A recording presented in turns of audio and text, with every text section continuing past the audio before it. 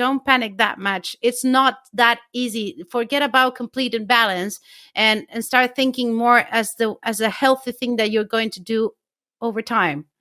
Variety, the same thing you apply to yourself. If you're not doing the correct thing, then start yourself and then switch your cat to a diet. That also helps.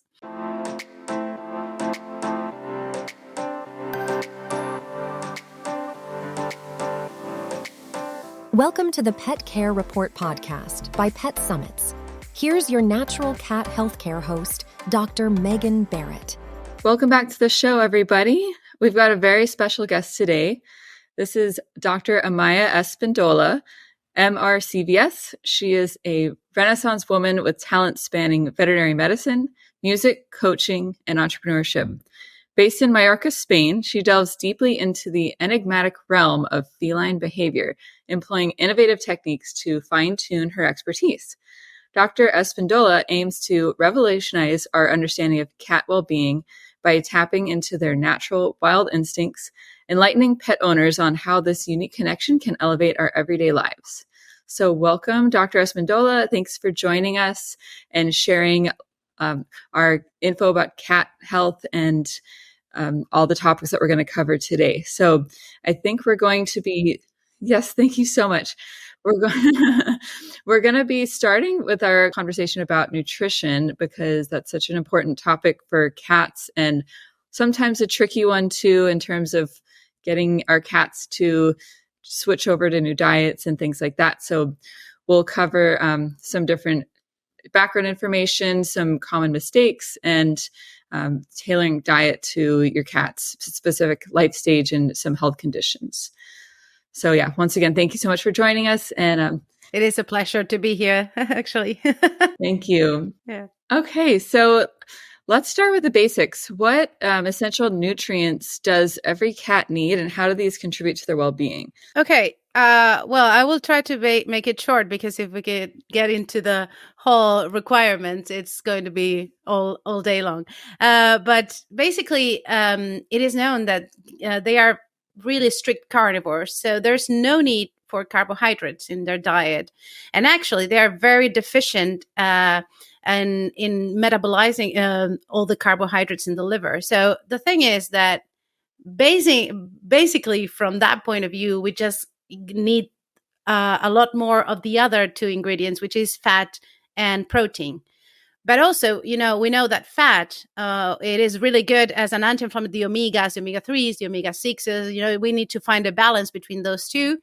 But as I say, at the same time, we need to be careful on how much fat we put in which stage that we're going to discuss that maybe later. And so we are left with high protein, high fat foods, right? Looking into the balance of this. And this is also because cats are not able to synthesize certain amino acids, but also they have this have this state of it is called the gluconeogenesis, which is the ability to produce glucose. And it's not related on how many times they eat or when they eat. This happens constantly and happens through amino acids instead of glucose, so they actually produce their glucose from amino acids. And this is a constant state. And this is also why cats shouldn't, when they fast, you have to be careful in how they do it, because they will still going to be using protein constantly for the body and only a 40% to actually grow. And I am explaining this, and I'm taking a little bit of time for these requirements because this is like the basic of why cats are so different from dogs, right? And why they have these special requirements. Also, they cannot produce. There has to be a balance between linoleic acid and arachidonic acid in order to, to see what the requirement is. But they are not able to synthesize it so well. And this puts the cat, actually sets the cat into a high omega-6 animal. So we have to balanced with omega-3s in their diet. So, I always, if I have to picture a cat, I will say it's kind of an inflammatory animal that it's in a constant movement, and food and natural food and carnivores diet is what they actually need totally. And water, but water more into the food and not after the food, right? Yeah, So those are the basics. definitely. But I guess I covered everything. And that's a very, I totally agree. And I think those basics are very different than what a lot of people's understanding of feline nutrition is when they're, shopping at a pet store and they see bags of kibble on the shelf and they think that that's, the best thing because that's what the labels are telling them.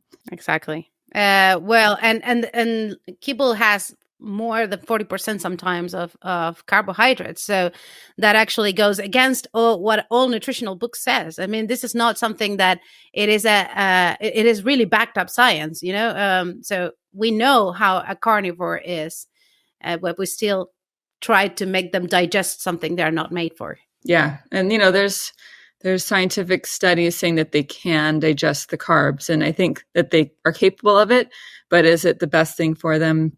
That's what we're talking about here. Exactly. They cannot tolerate loads amounts. I mean, they can digest slowly and efficiently, of course, but that's not the point. What it's nutrition is. It's something that fuels your body to actually do the stuff you want to do during the day. So yes, I can eat junk food all day, but I won't feel the same way.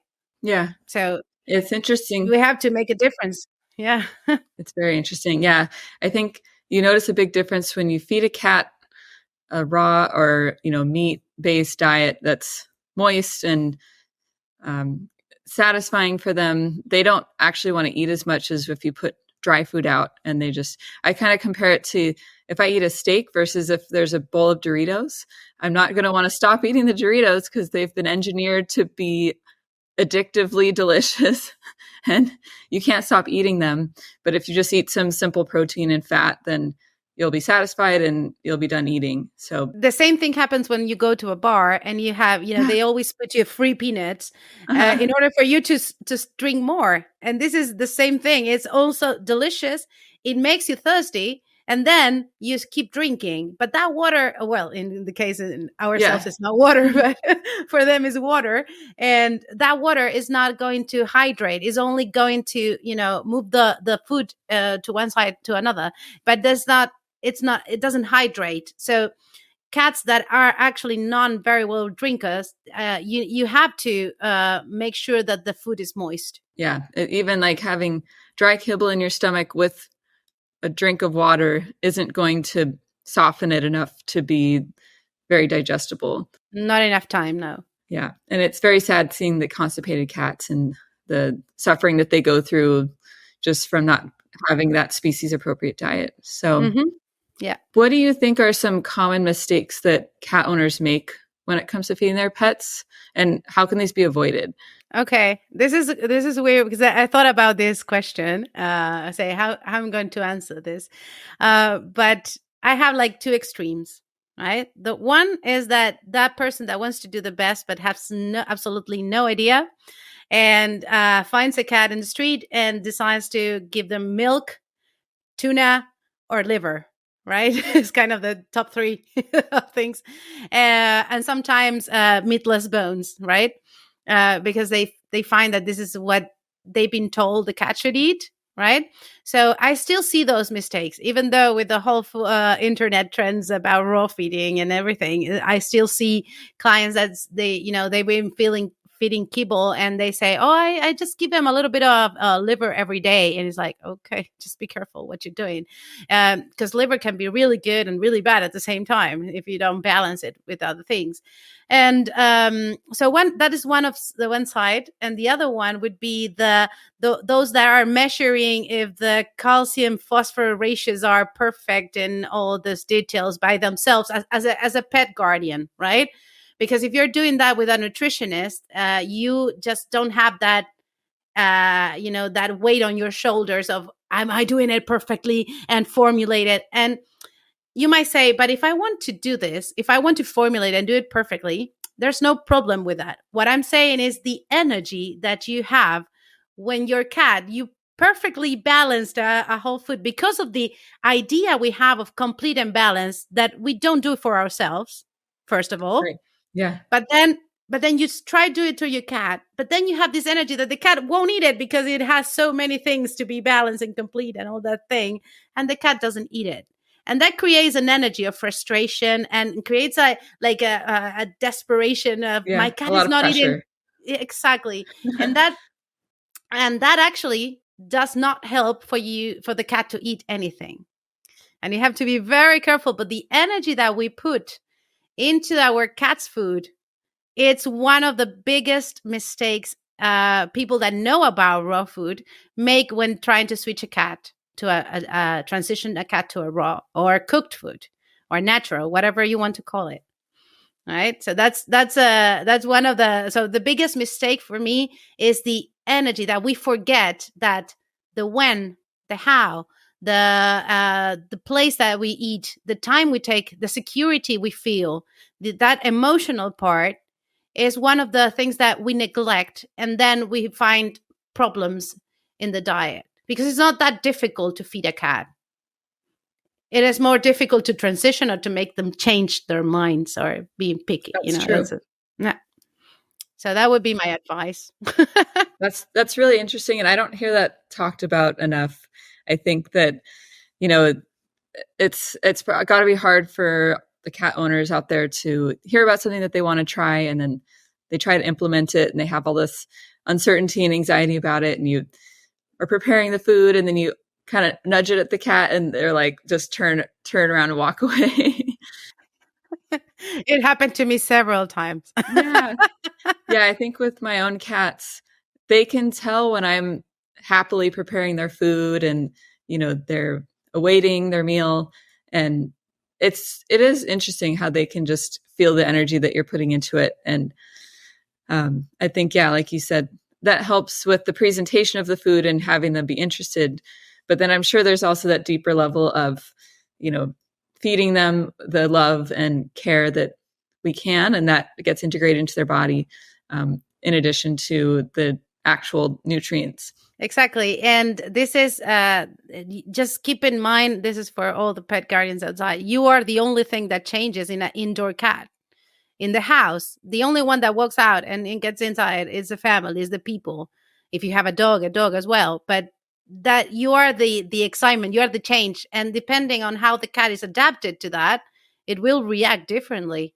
So keep it in mind when you're trying to transition. How are you feeling? Are you just throwing the plate anywhere, or you just, taking the time to observe what the cat actually wants to eat?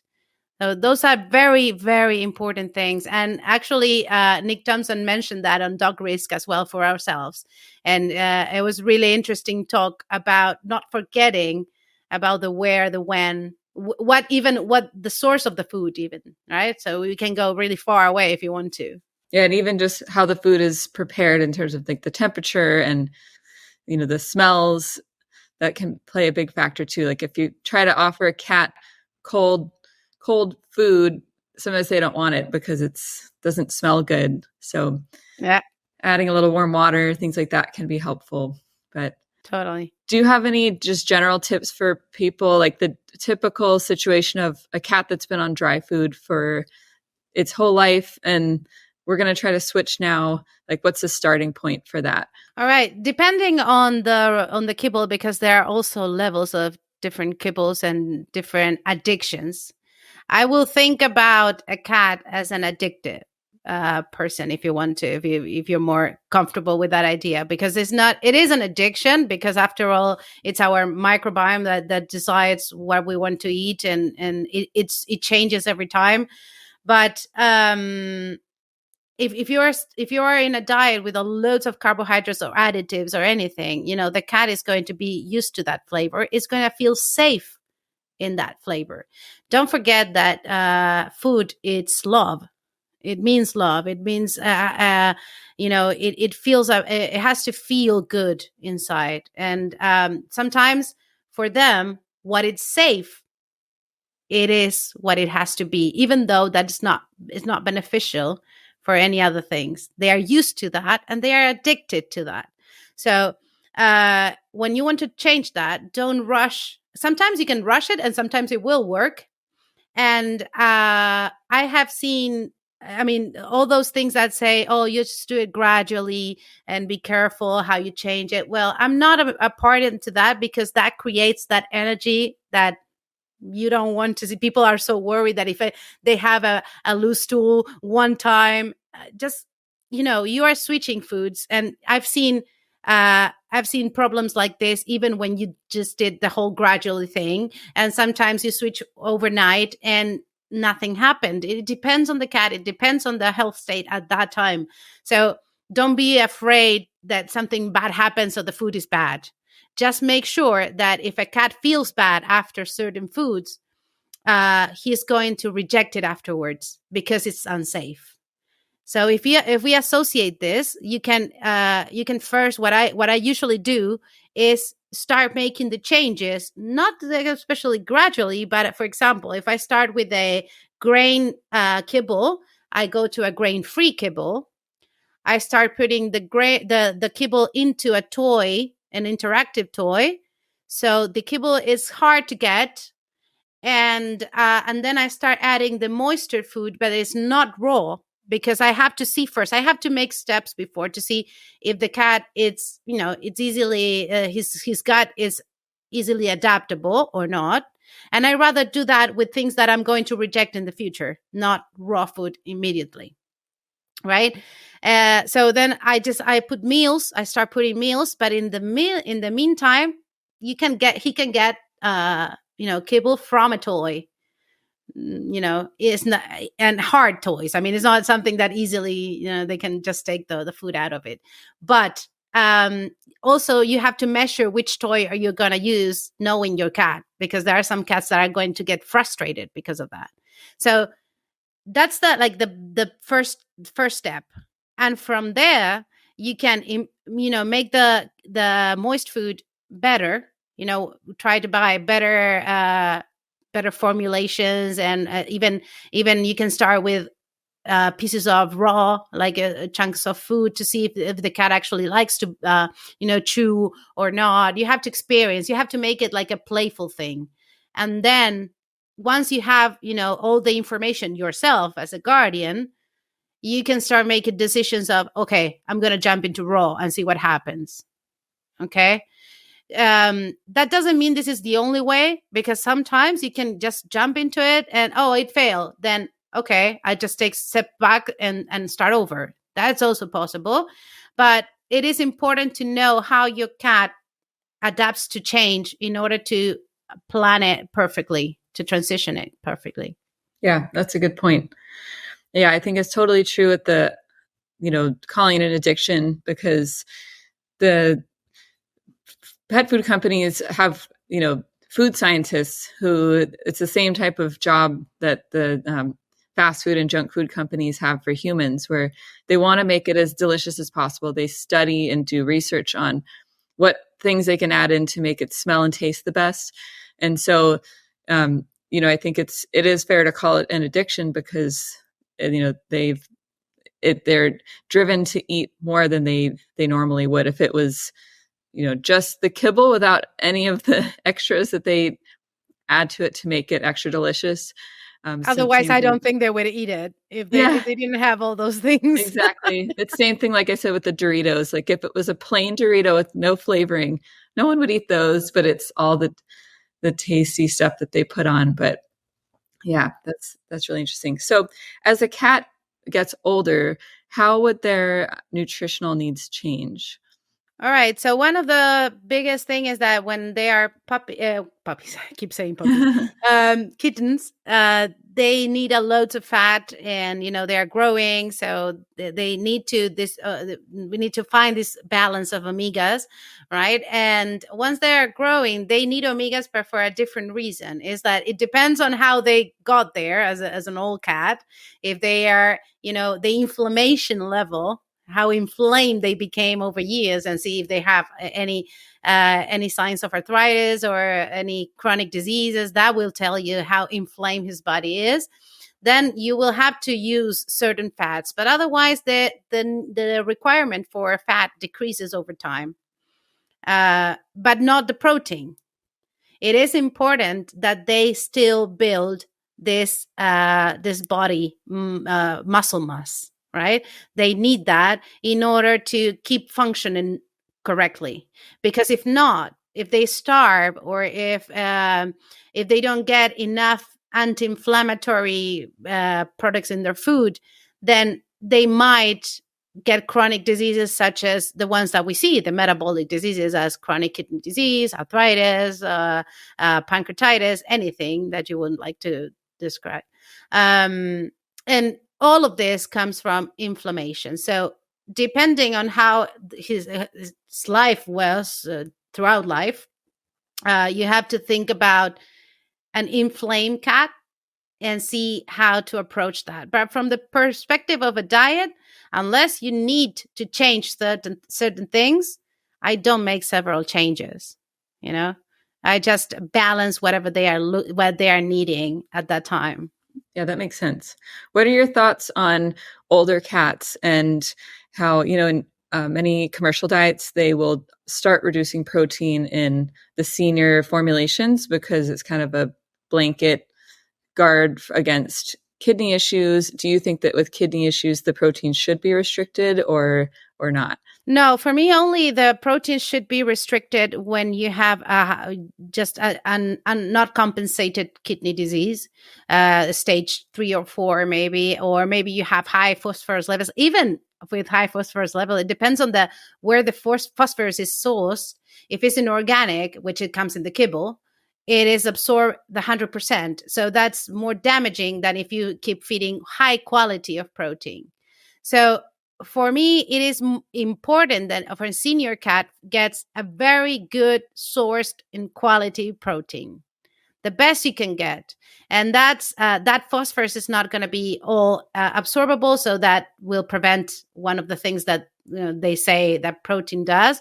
And also, if the cat actually has enough fiber or enough mobility in the stomach because he's been fed raw all his life, he's not constipated, then you can have a healthy gut. And if you have a healthy gut, there's nothing to worry about. There's nothing you can, the problem is that the senior cats I see, they are already with a lot of things. So yes, I have sometimes to manage or the source of protein. And usually it's not the amount, is more the quality and source.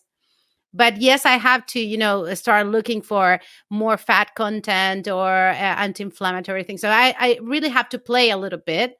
But in the ideal world, that is not a thing. It's not, it is. We know that protein is not a problem for the extent of chronic kidney disease. What are some of the sources that you're recommending in terms of the highest quality source that people should look for? It's difficult because it's difficult sometimes to get it for ourselves. But yeah. I would say that this is something food for thought. We need to start thinking again how to take care of our soil again. Make sure, we have to think what the cow, or when just in the case of the cow or the animal, the production animal, whatever you want to mention, make sure what they are eating, because that's going to get into your body. So we need to make sure that the soils are taken care of, what the cow is eating, the emotional state of that animal as well. Because if we are moving animals from one side to another, just, to different slaughterhouses, that is also creating a different quality of meat. Then every time that we ground any foods, or we frozen it, or there are now this high pressure things that they are doing for raw foods as well. Every single thing that you do for a protein is going to change its size, and we are not very sure how that affects the absorption and the use of that protein. Because they say, it's not changing anything. Yes, but we don't know how the body knows it. Does the body recognize that? So do the best you can. And the thing is that it's really hard to get all the steps done. So my advice is, okay, I can do the best I can do is supermarket. Of course, supermarket is going to be much better than kibble. So do not overwhelm with that. And then if you can manage to buy organic, okay, that's even better. You will have more omegas, the less to. So sometimes if you, the better the food, the less supplements you have to use. So just also consider that when you're looking at price of things. That's true. Do you have any favorite ingredients that you like to incorporate into homemade diets? Well, I always use taurine, no matter how much hard you put into. I just feel more safe. I'm like a cat in that sense.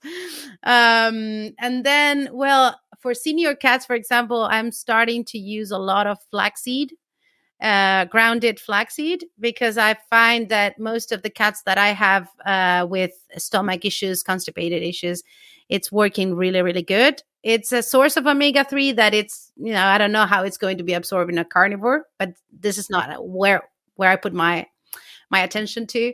And then I would say that I'm starting now to be to use more brain as an organ meat, because it's a really good source. If you have a cat that does not like fish oil, like mine, then brain is a really organ. That organ has omega-3s and it's really good, and the cats actually like it. So those would be my things now.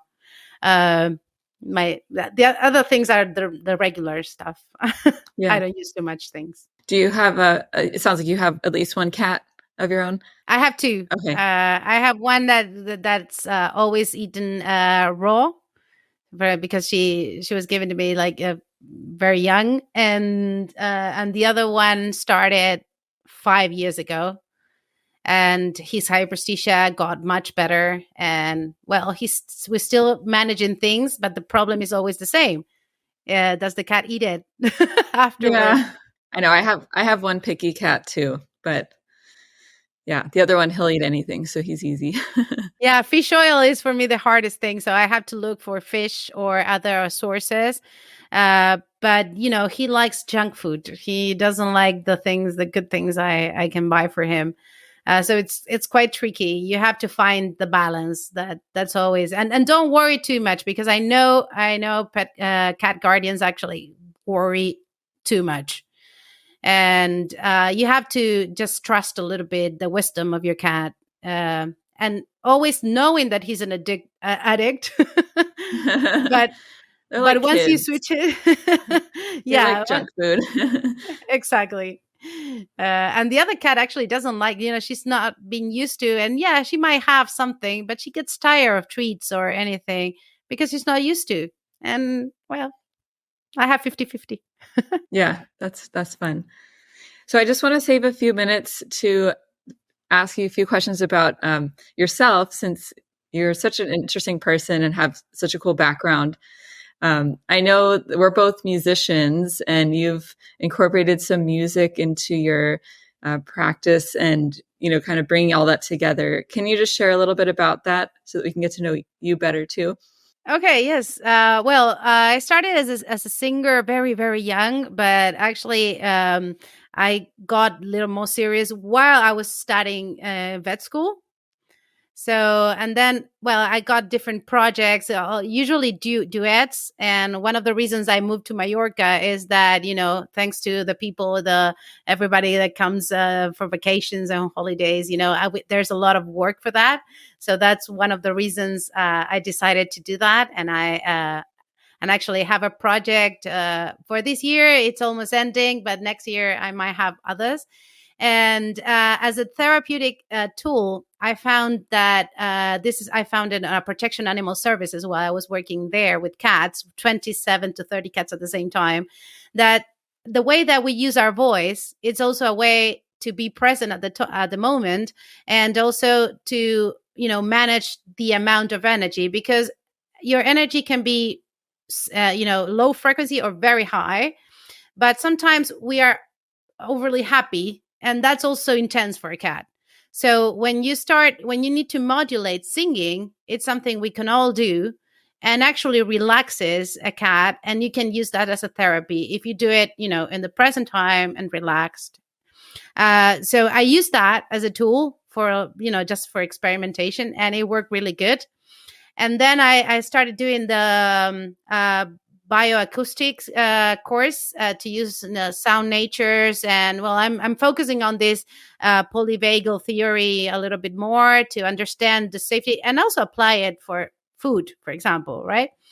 But well, if you actually want to listen how I sing, I will be singing on the conference of the RFES as a way also to gather all the people and network, because we need to build this community of raw feeding professionals. And we're holding this conference every year, and this time is going to be in Ilkley, Yorkshire. And well, I'll be singing with one of the guitarists that I had in Madrid before. And it's going to be wonderful. I mean, we're going to talk about kittens, puppies, microbiome. We're going to be talking, isn't the next generation, a next generation of animals and professionals. We are also going to discuss a little bit about this communication, which is also voice related thing. So it's going to be interesting. If you want to learn more, you go to RFES, Raw Feeding Veterinary Society website, and I'll be happy to see you. And you can get to see my other side. That's so cool. Yeah, that all is so fascinating. And I love everything you just said about the voice being a way to modulate the energy, and even just in talking, but also, using music as a way to communicate on a frequency level with our cats. They can tell if you have some classical music playing in the house versus if it's like heavy metal. Like, they act very different if the music is different.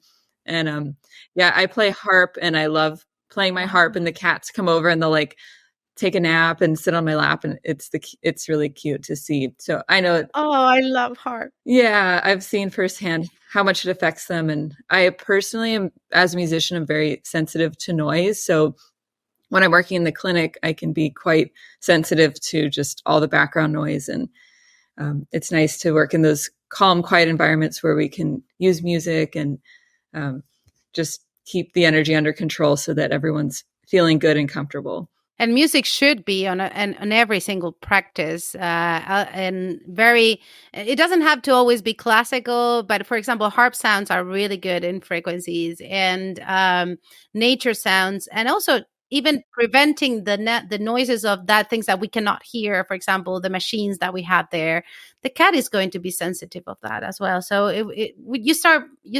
minding that, you go being everywhere intentional about it. Yeah, exactly. Yeah.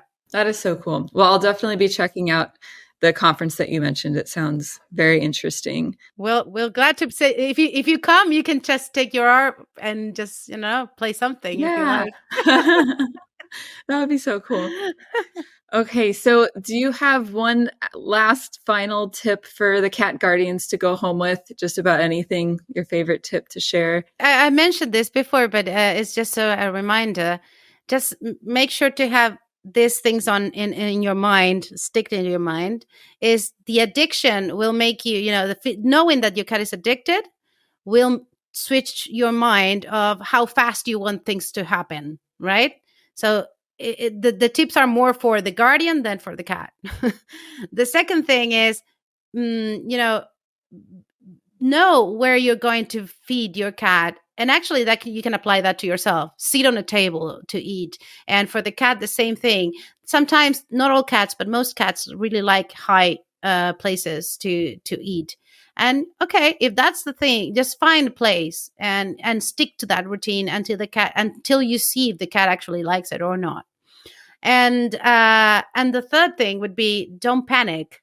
Don't panic that much. It's not that easy. Forget about complete imbalance and start thinking more as a healthy thing that you're going to do over time. Variety, the same thing you apply to yourself. If you're not doing the correct thing, then start yourself and then switch your cat to a diet. That also helps. So that would be my advice. Start instead of being the guardian that protects the animal. Just put yourself at the same level and you will learn loads of things. There's, there won't be a need for me if you can actually do that. Yeah, there's so much to learn from our animals, that's for sure. Yeah. Okay, so where can our audience learn more from you? For example, like your website and social media. Okay, my website is Felvet. It's feline vet. Simple as that. .co.uk. And you have it in English and Spanish as well. And for social media in English, it's Velvet for Cats and velvet.cats if it's Spanish, if you want. And then as a musician, you look for my name and you will find it. So Amaya.Espindola. I have like several Instagrams and all. I just keep everything separated. Yeah, thank you. So, for our listeners, just don't forget to follow, subscribe, leave reviews. If you found this interview interesting, this will help us to reach more cat guardians who might also benefit from this information. And thank you so much, Dr. Espindola, for your time today. Thank you for having me. It's been really nice.